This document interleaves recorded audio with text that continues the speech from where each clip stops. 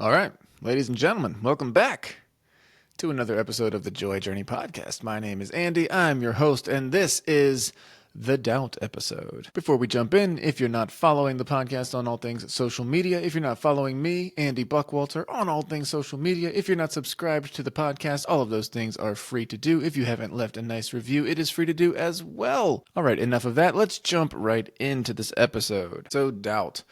Doubt is one of those things that nobody wants to talk about. You're not supposed to talk about. You're not supposed to deal with. If you do deal with it, you're supposed to keep it hidden. It's supposed to be your special little secret that you keep with you until the day that you die. Luckily for us, I am a bit of an expert in doubt. All of my research is done in the field, though. I haven't really read anything about it. I've just done it. I've just done a lot of doubting. I've experienced a lot. In the last episode, I told you about a very recent experience, a very long experience that I had with doubt. And I thought it would be appropriate to do just a full episode talking just about that secret shame that none of us want to discuss. But I think it's so prevalent. I think so many of us, doubt is one of those things that everyone is experiencing and you're not supposed to talk about. Every one of us is experiencing it at some point to varying degrees, and everyone is saying, "Oh no, I never deal with that." And I want to dive into a little bit about why I think that is, what to be done about it. So let's do that. Let's go over it in this episode. Here's what I want to talk about. First, why we are so resistant to doubt in other people when people approach us with their doubts, why we're so resistant to that.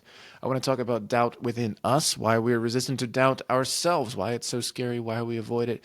Let's jump into that just a little bit. I want to talk about a resource that I've come across that really helped me during the stages of doubt that I've had in my life. And I want to wrap the whole thing up by talking about what doubt really is, how we can deal with it, and how we can have a better relationship with our doubt moving forward. Sound fun? It sounds fun to me, and you're listening, so we're going to do it. All right. Let's start with doubt in others, why we are so resistant to doubt in other people. I went to a Christian elementary school through 6th grade, and I remember sitting in Bible class, probably 4th, 5th, 6th grade, somewhere in there. And one of my classmates raised their hand and asked a question. They asked a few questions, but I remember specifically one of the questions being, "But how do you know? How do you know? How do you know this?" And our teacher, I remember her being kind of panicked by this question. I remember there being like genuine panic, like genuine concern. And of course, I don't remember like the exact response, but it was something along the lines of we had gotten, it was a group of 4th graders in a class. We had kind of gotten a little off topic and rowdy. And I remember her saying like, "Listen to me. If we have kids in this class that are really doubting their faith, then this is serious. Then this is important and we need to address it right now." Like there was a very real concern for her that we would have questions. And I think she was a bit thrown off that 5th graders or whatever we were having these questions. But there is that, right? Like there is this bit of panic that happens sometimes when we encounter someone else having big questions, when we encounter someone else having doubt in their life. There's a bit of a panic that can happen. So we are resistant to that. We often are anyway. And I think that's for several reasons. One, in just like the forefront, probably the first one that you thought of is if you believe someone's salvation is on the line, like if you believe someone's eternity is at stake here, if those are the stakes we're talking about and doubt can impact that, then yeah, I get that. I get that fear. I get that concern. I absolutely understand why you would not want somebody doubting if that's what was happening. So there are several groups of people that have different beliefs about how being saved, whatever that means to you, means, and how that works. So there's definitely a group that would say, look, as long as you've said a prayer, the right prayer, at some point in your life, you're good. And it doesn't matter what happens after that. You can go on to denounce the faith. You can go on to become a murderer. You can go on and just do whatever you want. It doesn't matter. You were saved. And once you're saved, you're saved. And like those people, I think it makes sense. They would be much less frightened by somebody's doubt. But I think there is a much larger group, whether they would say it or not, that actually believes that doubt can lead to someone being very unsafe, being unsaved, that their salvation can be called into question by this doubt. And if that's something you believe, then I understand why this would be terrifying. And to a certain extent, I even understand why you would encourage someone, or you would discourage someone from asking any kind of questions at all, why you would push these easy to memorize Sunday school answers, why you would push these beliefs that don't necessarily make sense but do give very clear black and white answers, that there's a clear answer to everything. I understand why the Sunday school answers. I understand why you would do that, because if you think someone's doubt can lead to their destruction, then you would just want them to avoid the doubt and the questions altogether, and that makes sense to me. At this point, you can kind of see doubt as a tool used by the devil, trying to get people back, people who have been saved, and trying to unsave them, essentially. And I get how there would be a lot of fear there. That one, I understand. If you believe those things, that would be terrifying. I think when we're talking about someone else's doubt, other people's doubt, there's also a decent amount of projection that happens. There's a decent amount of putting our fear on someone else.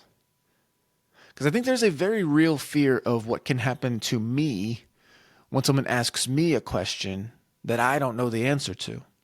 Like, can that raise questions within me? Can that raise doubt within me? And can that lead me to a bad place? I think the honest truth is I think people are resistant to other people's doubt a lot of the time because we have the same questions and we don't have the answer. And there's a very real fear of, I don't want to be there. I think sometimes I'll ask a question or I'll say something, whether with a friend or with church or wherever it is, and it's online especially, I'll say something and the response is so aggressive.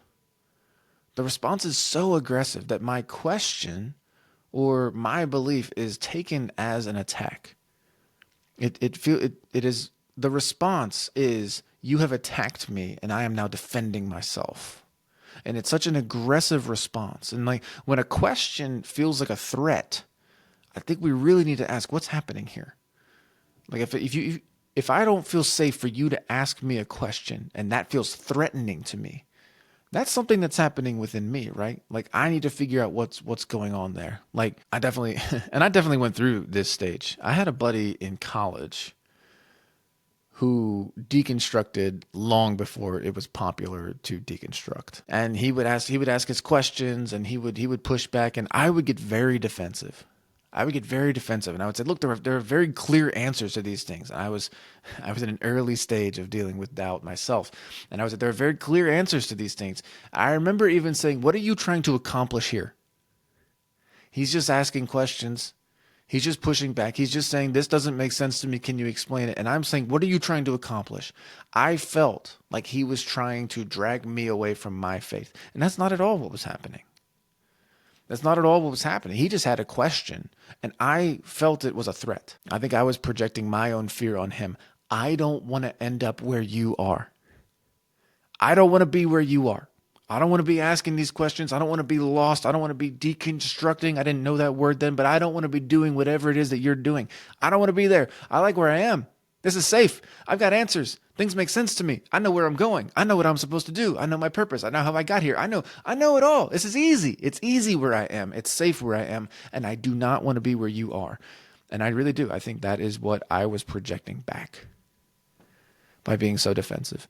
And now in both of our defenses, neither of us were handling this very well. I don't think he was not deconstructing gracefully and I was not responding graciously.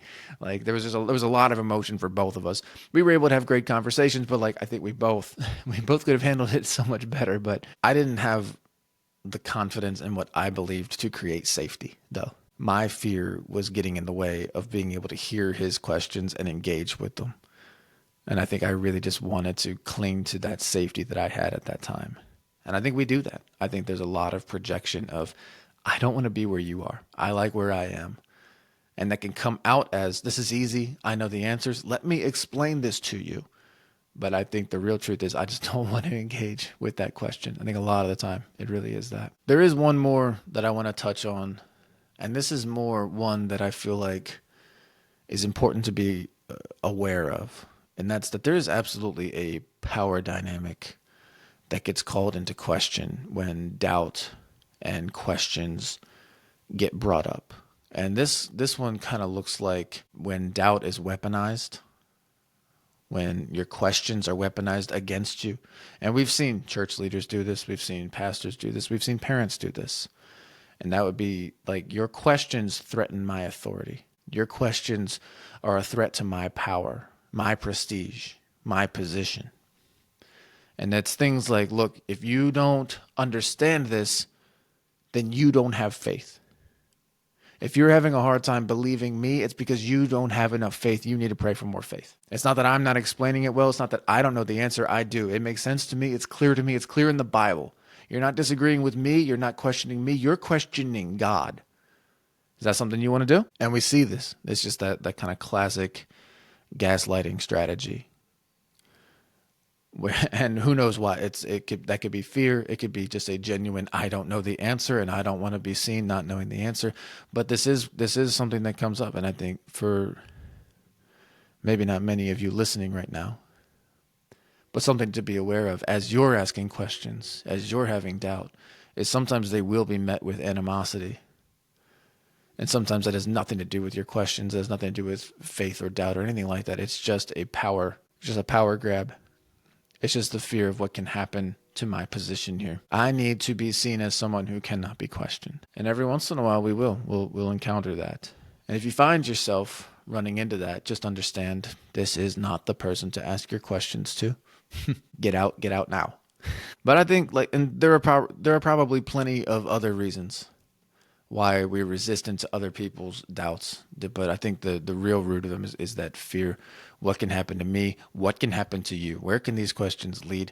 Am I going to lose my position? How am I going to look if I can't answer your questions? Can I just shut this down? Can I just shut these questions down? Can I just shut this doubt down? And there's 100 reasons, plenty of reasons why that would happen. But it is something to be aware of, oh, hey, why am I feeling this way toward your questions? Why are they feeling this way toward my questions? A lot of them are very legitimate. With that, there are also reasons why we fear doubt in ourselves, why we are resistant to doubt and questions within ourselves, our own doubt. Other people's doubt can make us uncomfortable. Our own doubt can really make us uncomfortable. And I think a lot of the time we're resistant to doubt because of the risk-reward ratio is all off. Just feels like what I stand to gain by asking these questions feels way less than what I stand to lose. Like, to start with, I think a really prevalent one for people is just this fear of loss of identity. Like, who am I if I don't know the answer to these questions? Who am I if I don't believe these things? Like, who am I? This has been part of who I am forever. People know that I'm a Christian. I've been in this church my entire life. I have a tattoo of a Bible verse on my rib cage. I don't, but you might. What if this is who I have been. This is who I have rooted my life in this. I've made every decision in my life. My whole life has led to this point because of these things that I believe. Who am I if I don't believe these things? And guys, I can tell you personally, firsthand, this is a terrifying one. You come face to face with this one. I did this not terribly long ago. Who am I? What if I don't believe these things, then who am I? And certainly, what do I do? And so, of course, we're resistant to anything that could threaten that sense of identity. And that's where I think, any book, any social media, stay away from those people. Don't watch that movie. Don't listen to that idiot with the backwards hat on the podcast, just talking about how doubt isn't something to be feared, isn't a problem, right? We become resistant to it because, anything that would threaten who we are, my sense of identity, we'd be resistant to those questions. We'd be resistant to that doubt. That makes sense to me. We can talk about the fear of salvation again. If there's someone that believes, man, I could be led to a bad place, and that could lead to a very bad place. I think that's not especially prevalent, because if you are someone that is asking questions, chances are the very nature of those questions is the thing that's the thing you are doubting. Did that make any sense? Probably not. If you were to ask, if I start asking these questions, what if I'm not saved anymore? But if the question you're asking is, what do you mean saved? Saved from what? How does one be saved? Why do I need to be saved? If you're already asking those questions, we can't unask those questions. And you can't stop doubting because you're concerned about the state of your salvation, if that's the very thing you're questioning anyway. But again, I think this the idea that a doubt could lead to that does lead to that kind of animosity toward people who are asking questions. It's that same thing, that fear of, well, this could lead me to a very bad place. And that's where I think it's easy to just start labeling, oh, that guy's a heretic. That's a false teacher. Stay away from them, because that could lead you astray. But the truth is, like, they may just be asking questions. And if the idea of asking questions, the idea of doubt is what's so scary, then we're not able to have a healthy relationship with questions, with concerns, with even our own thoughts. I think a really big one that people overlook sometimes is the fear of loss of community. If my doubts lead me to stop believing something, if my doubt leads me to think something differently, like a lot of people who go to church have their whole community wrapped up there. Their best friends go to the same churches, and their family goes to church. We all believe the same thing. We have Bible studies together. We pray together. We read the same books. Like, if I don't believe this, what if this leads me away and now I don't have my people anymore? What if I'm not welcome? What if they ask me to leave? What if I don't fit in? And like, there was definitely a part of me when I was going through my own kind of stage of doubt recently that thought, look, if I don't land on Christianity, if this doesn't work out for me, if my faith fails and I decide I don't believe any of this, I don't know if I'll tell anyone. Honestly, I just don't know if I'll tell anybody. Like, I don't want to, what if my friends can't handle that? What if it changes the relationship? What if it gets weird?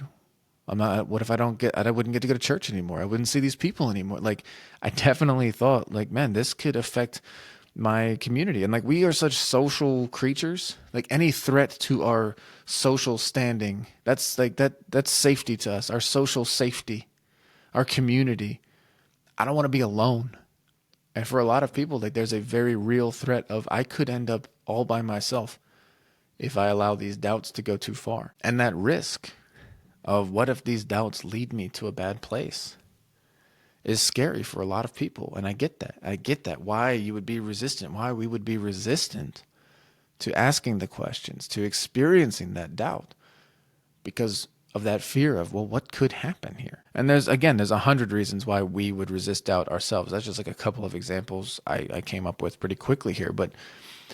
And I think the more we become resistant to doubt in ourselves, the more we resist it in other people as well. And we start discouraging people to just stay away from that. Just stay away. Don't listen to that person. Don't read that book. Don't hear that podcast.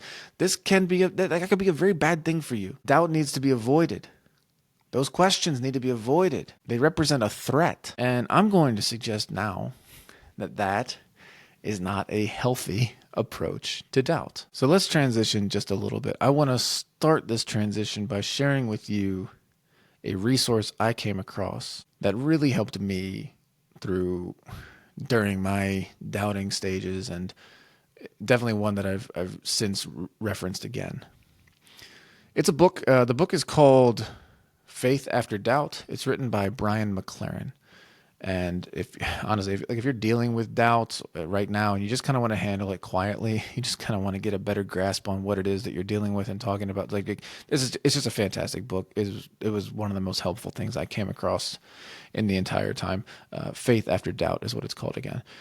In it, he describes 4 stages of faith and how those 4 stages interact with doubt. And I want to give just like a mile-high overview of it right now. Definitely read the book. There's probably an episode coming in the future where I dive deep into this resource. Maybe even someday we could talk to Brian. That would be super neat. We'll see. But for now, he describes 4 stages of faith. And the first one he calls simplicity. And this is pretty much exactly what it sounds like.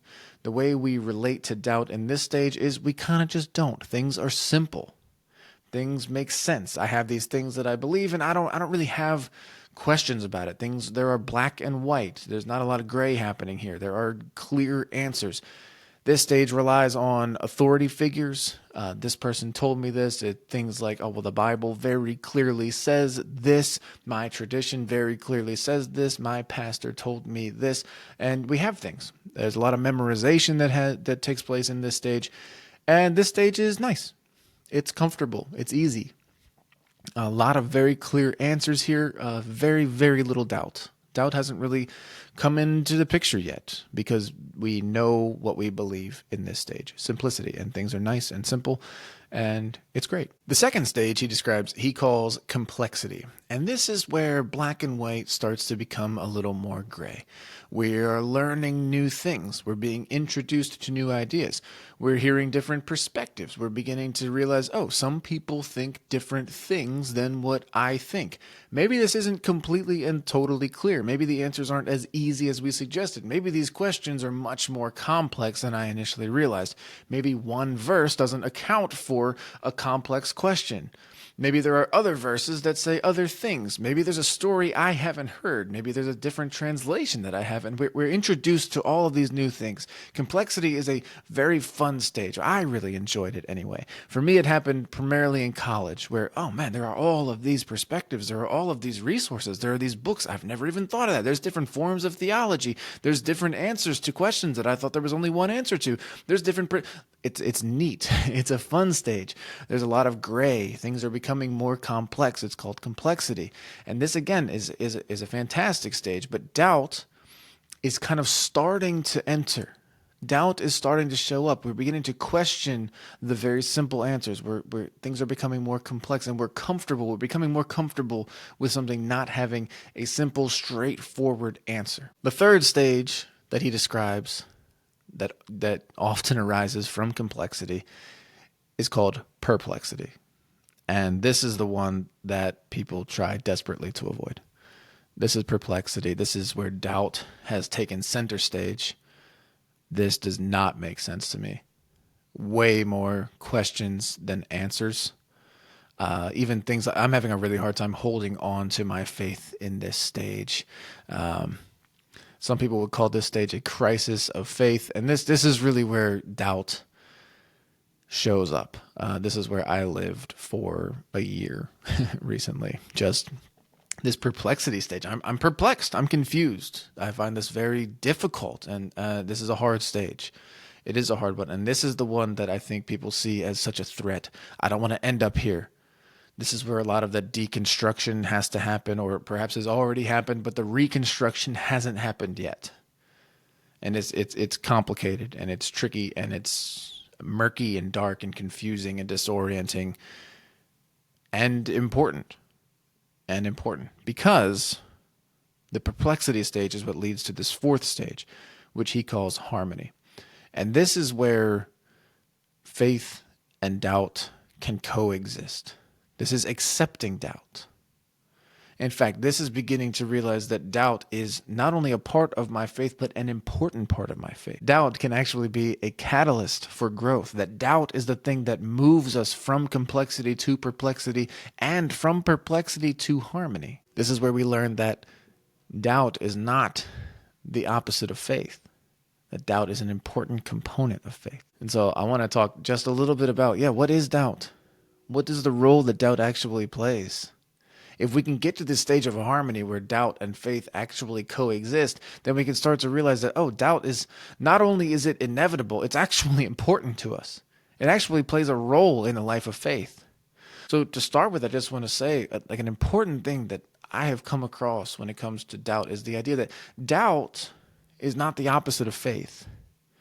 Sometimes that's what it feels like. If you're having doubt, it's because you don't have faith. But that is not how that works. The opposite of faith is knowledge. The opposite of faith is certainty. We don't have to have faith for those things. Those are just things we know. When we know something, we don't have faith in it. We just know it. And so for faith to exist, there must be a degree of doubt. That is the nature of faith. Again, if there is no doubt at all, that is not faith. That's just knowledge. It's just something that we know. That is certainty. The opposite of faith is certainty. And doubt plays an important role in faith. And we all have varying degrees of doubt within our faith. Some people are comfortable with a very large amount of doubt, and they can just still have their faith. And I think those people probably have the spiritual gift of faith, and they don't even really deal with doubt. They just don't, it doesn't matter to them. And then some people only comfortable with a very, very small amount of doubt in their faith. We'd probably call them skeptical, and I'd probably put myself in that category of I don't like a lot of doubt, and for a long time that was a problem for me. But the truth is, doubt is inevitable. It is part of the life of faith. And to get rid of doubt would be to say to get rid of faith, as strange as that sounds. Because there's always going to be this gap. There's always going to be a gap between what we know and what we believe. And that gap is faith. There are things that we know, and we don't have to question those things. But then there are the things that we believe, and that gap in between those two things, that's called faith. And some people, again, require a much smaller gap, and some people are comfortable with a very large gap. But we all have a gap of some kind, where faith exists and doubt exists. They both exist in that gap at the same time. And if we can recognize that doubt is inevitable and valuable, we can accept it. We can accept it. We don't have to be afraid of it in us or in other people. See, for me to say that I will never doubt my faith would just be to say I'm not paying attention. It would just be to say I'm not paying attention to the questions that I have, to the things that are happening around me, because those things do cause doubt in my life. They just do. And I'm not trying to get rid of my doubt. Sure, I would love to have less of it, of course, but I'm not trying to get rid of it. I understand the role that it plays. Doubt raises questions for me, and I want to engage those questions. And sometimes I find answers, and sometimes I just find more questions, and I'm okay with that. That's the nature of it. That's that gap between what we know and what we believe. That's just how that has to exist. The two can coexist, and it's complicated. And it's weird, but that's that harmony stage. If we can get to that point, then we can say, oh, doubt is not something we have to run away from. It's not something we have to avoid. It's not something we have to deter other people from engaging with. It's something we can create a safe place for other people to talk about now. And I think that is one of the most important things we can take away from our experience with doubt is an ability to create a safe place for other people to talk about theirs. Because I have felt alone a bunch of times dealing with doubt. And I know very well that I'm not the only one. I know very well, good listener, that you have encountered the same thing. I can think of a few examples. I can think of when I was in high school, in youth group, and I was kind of this leader. I was like a student leader. I was the drummer for our church, and I was the tallest, and I was the guy. I was the leader in our group, and I was having significant questions, significant doubts. But I needed to be the leader, so I didn't ask them. Honestly, I don't think they would have been well received anyway, but I just stuck to the things I had memorized. I repeated those, and I said them out loud, and I knew the words. But I had a lot of questions, and it really felt like I was alone, like I was the only one. And that this was complicated for me was a bad thing, that my faith was weak. I remember something similar in college. I was studying Christian ministry. I was studying to be a youth pastor and was having significant questions, significant doubts, and thinking. I remember sitting in this like 300 level theology class and thinking, I've got to be the only idiot who has ever studied theology at this level and is doubting the existence of God at the same time. Like, I've got to be the only moron who's ever done this. And then later learned that virtually every person in that class was feeling the same way. Everyone that I've talked to since has said, oh yeah, I went through the same thing. We all went through it. And if any one of us had just said it out loud, we could have talked about it. Even just recently, when I was having this long period of doubt in my life, and it felt like, everyone else was doing okay. It made sense to them. They were all thriving in it. Their faith wasn't keeping them up at night. And mine was. And honestly, if I had just had, if I had just said it, if I had just talked about it, I think that it would have been well received. I think we could have talked about it, and I think I would have felt a lot better. And I think people would have probably said, yeah, me too. Yeah, me too. I know what that feels like. I've been there. So if there's one thing that I really want to take away from that experience that I've had and the experiences I've had is that, like, just personally, I want to make sure, like, I'm creating a safe place that we can talk about doubt. That it doesn't have to be, no, my faith is rock solid. I never question my faith. Like, that is the thing that I stand on. Like, no, like, it's okay. We can just talk about it. It is happening in your life. And if it hasn't, it's possible you're just not paying attention. And it's on its way. And this is a safe place to talk about it. Look at me walking the walk, talking about it. on this podcast. But I guarantee if we can have that courage to go first in that next Sunday school class, small group meeting, coffee with a friend, if we can have the courage to go first and just say, you know what, I have significant doubts in my life. Any friend group that doesn't completely and totally suck will be able to say, yeah, me too. Yeah, me too. I've been there. I know what that feels like. And we can talk about that. And we're going to stick with you. And we're going to work through it. And we're not going to try to chase you away from that. And we're not going to rush the process. We're not going to rush that process. However long you need, we'll keep having coffee. We'll keep talking about it. And we'll just keep creating a safe place where we can talk about it together. And your doubts don't scare me. I have my own. And your doubts don't scare me, and mine don't scare you. They both exist, and they both serve a purpose. And that's okay. And we can just talk about it. So I am not trying to get rid of the doubt in my life. I would love to have less, of course. But moving forward, I want to accept it's going to be a part of the life of faith. The two coexist. The two work together. As much as that doesn't make any sense, and I don't want that to be the case, I think that's that harmony stage. And I am striving to get there and stay there. But if nothing else, we can create a safe place for other people to deal with doubt so that they don't end up doing it alone. And I think perhaps that's the most important point I want to make here. Let's just make sure people are not dealing with doubt by themselves anymore. Creating a safe place, talking about it, sharing about our own, going first, and just admitting this is a very normal part of the life of faith, and we need to talk about it. So let's keep talking about it. Ladies and gentlemen, I believe that will conclude this episode of the Joy Journey podcast.